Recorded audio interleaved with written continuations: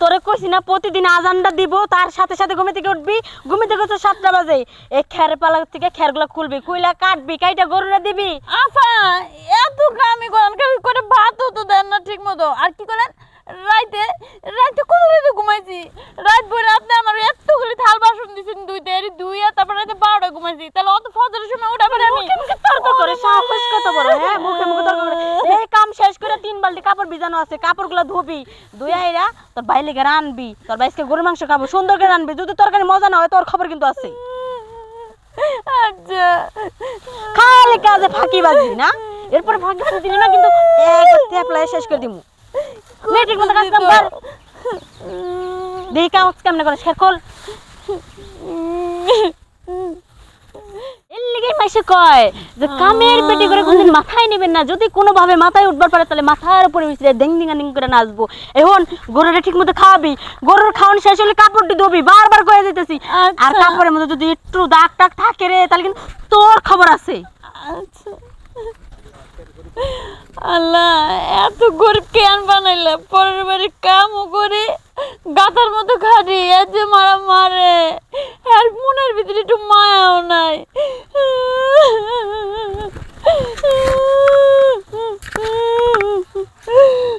কি ব্যাপার আবার কাঁদতেছেন কে? কি হইছে?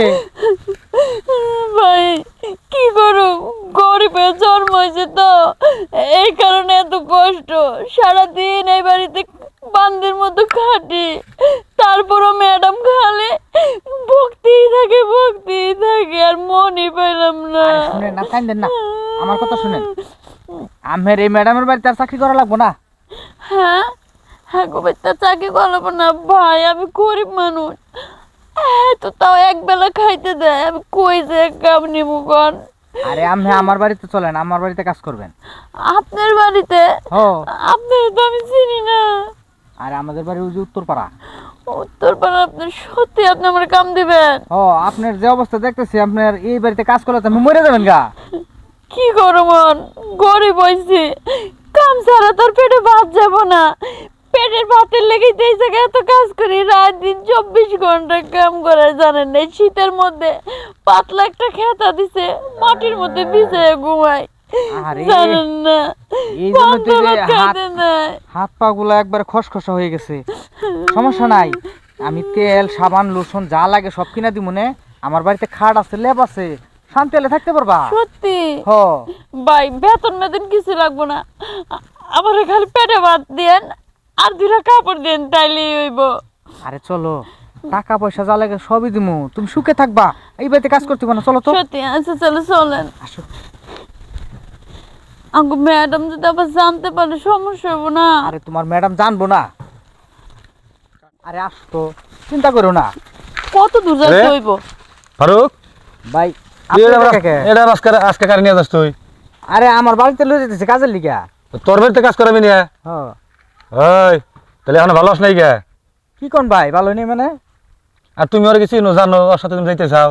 না, উনি বলছে যে আমার কাজ দিব, ভালো কাজ দিব, ভালো বেতন দিব, সবকিছুই ভার নিছে। আর আমার ম্যাডাম অনেক অত্যাচার করে, জানেন না, রাত দিন 24 ঘন্টা খাটায়, একবেলা খাইতে দেয়। আমি আর এই বাড়িতে থাকুম না। আর ওইলো ভাত পার, ও নিজেই খায়, কাজ করা রাখবে তো। ও তোমার কাজ দেবো কেমন করে? কাজ করলে যা লাগবে আমার সাথে। আমি একটা ভালো লোক, আমার একটা সুনাম আছে এলাকার ভিতরে।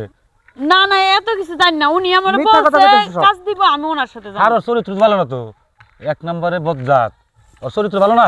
আরে কি বলতেছেন এগুলো আবল তাবল? না যাই না, না হই না, মানুষের নামে এরকম আবল তাবল কথা বলা ঠিক না। আমি গরিব মানুষ, আমার যে কাজ দিব তার কাছেই আমি যামু, বুঝছেন? আমি গায়ে খাইটা খাই। শোনো তালি, ওর একটা কাহিনী আছে। তুমি এখন যে ম্যাডামের বাসায় কাজ করো, ওর সাথে ওই ম্যাডামের সাথে আগে থেকে এরা সম্পর্ক ছিল। আরে আপনার কথা কি শুনুম না? আপনার কোনো কথা শুনুন, আমি আপনার কথা বিশ্বাস করে পাইলাম জি যাই। আর দাঁড়াও, শোনার কথা বিশ্বাস না করলে আমার কাছে এই যে প্রমাণ আছে, এটা দেখো তুমি। কি প্রমাণ আছে? কি কয় না কয়? এই যে দেখো কত বড় বাট পারো।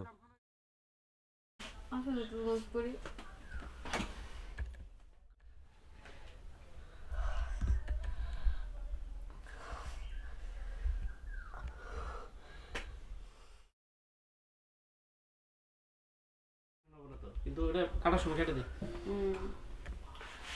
তুমি আসো দেখি, বুঝছো? আমি মনে করো যে সংসারে পড়ে রয়েছি, নয় আমার জামাই থাকে বিদেশ, আমার একটা টাকা পয়সা কোনো কিছুরই অভাব দেয় না। তবু মনে শান্তি থাকে না, তুমি যখন এসে মনে আদর করো তখন আমার মনটা শান্ত হয়ে যায়। সত্যি আমিও তোমার কাছে আসলে আমার মনটা ফ্রেশ হয়ে যায়, কিন্তু একটা সমস্যা। কি সমস্যা আবার? তোমার এবারে কাজের মেয়েটা না, এটা খুব ডিস্টার্ব করে তো। আরে বাদ দেও, ও যেন কোনোভাবে কোনো কিছু বুঝতে না পারে, আমার যেন সন্দেহ না করতে পারে, সেই কারণে সারা দিনই ওরে দিয়ে কাম করাই, কাজ করছে কাজটা ভালো তারপরে সেটা আবার করাই, আর সারাদিন বকার উপরে রাখি।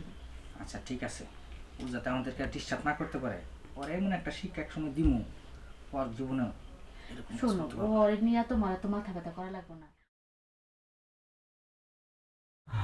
ভাই আপনি আমারে বাঁচাইছেন, আমি তো বিশাল বড় অপরাধ করতেছিলাম আর ভুলও করতেছিলাম। এই আপনি এত বড় বাটপার, আমার ম্যাডামের সাথে আপনি পরকিয়া করেন, সি সি সি। এখন আমি বুঝছি ব্যাপারটা, হঠাৎ করে উনি এসে আমার এত আদর সোহাগ করতেছে কে? তার মানে ম্যাডামের সাথেও পরকিয়া করতে আর আমারে নষ্ট করার চেষ্টা হ্যাঁ। করছেন আপনি, না? এই খেলা বাট পারে এখন যাস নাই ডুবি লোক। ধরা ভাই কামটা ভালো করলেন না। বল বাট পা শোনো আসলে কি আমরা গরিব মানুষ তো, যার যার কথাই বিশ্বাস কান্না করো না, করি কান্না করো না।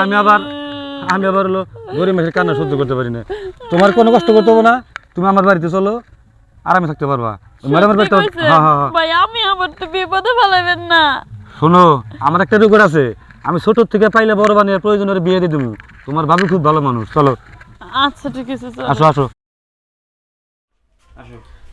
কই নিয়ে এলেন? এই তো এটাই আমার বাসা। এটাই আপনার বাসা? এখন লোকজন তো দেখতেছি না। ও তোমার ভাবি ওর বাইরে গেছে, তুমি অনেক বড় পয়সা গেছো খারাপ থেকে, কারণ হলো বাট পাড়া আমার সাথে নাচতাও, এতক্ষণ তোমার একটা বিশাল একটা ক্ষতি হতো বড় হলা। তাহলে এখন কি করবো? কে আমার পাশে কাজ করবা? সত্যি আপনার বাসায় থাকতে পারবো আমি? হ্যাঁ। ভাবি আমাকে খেদা দিব না তো? আরে তোমার ভাবি ভালো একটা মনের মানুষ, ওই ছোট ছোট বাচ্চাগুলো আমার আইনে পাইলে পাইলে পরে গেলে তোমার ভাবি বিয়ে দেয়। আমি আবার খুব একটা ওদের দিকে তাকাই না। ও বুঝতে পারছি। বুঝতে পারছো? তাহলে এখন তুমি পাশে তোমার কে গেছে দিলে এখন? কেউ নাই আমার। কেউ আমার নাই? হাজবেন্ড হলো আরেক জায়গায় বিয়ে করে চলে গেছে আমার ফালাই রেখে, তার জন্য আমি ওনাদের বাসায় কাজ করতাম। ও আচ্ছা, তাহলে তোমার এখন তাতে মাসে কয় হাজার টাকা করে তোমার চলে এখন? বেশি না, মাসে 5,000 টাকা হইলেই চলে যাবো আমার। 5,000 আর 10,000 হলে তো মাশাআল্লাহ ভালোভাবে জীবনটা চালাইতে পারবে, তাই না? জি তাহলে তোমার স্বামী তার এখন নাই না? না অমন কেন দূরে দূরে থাকো কেন? এদিকে আসো। শোনো ভাই সাহেবদের কি বাসায় কাজ করতেছে? করলে একটু বুঝোই তো, আসো এদিকে আসো। না আরে অমন করে কেন? 10 না হয় 20,000 টাকা দিন, তোমার ভাবি না ঠিক মতো আমার সুখ দিতে পারে না। কি বলতেছেন ভাইজান? হ্যাঁ, যাও। কেমন কথা আমি এটা? কিন্তু তোমার বাসায় নিছি ওর কাছ থেকে, আমি একটা জি। ভালো মানুষ দেখে। দেখছো আমার চরিত্র কত সুন্দর, ওর থেকে আমি অনেক ভালো। ও তো তোমার একটা টাকাও দিত না, আমি তো তোমাকে টাকা দিতে চাইছি। অমত করো না। এটা কি আরে ঠিক হইব বলেন? না, তোমার ভাবি আসার আগে শেষ করি। আসো। আর কেউ দেখবো না, তোমার ভাবি তো বাসায় নাই। দেখেন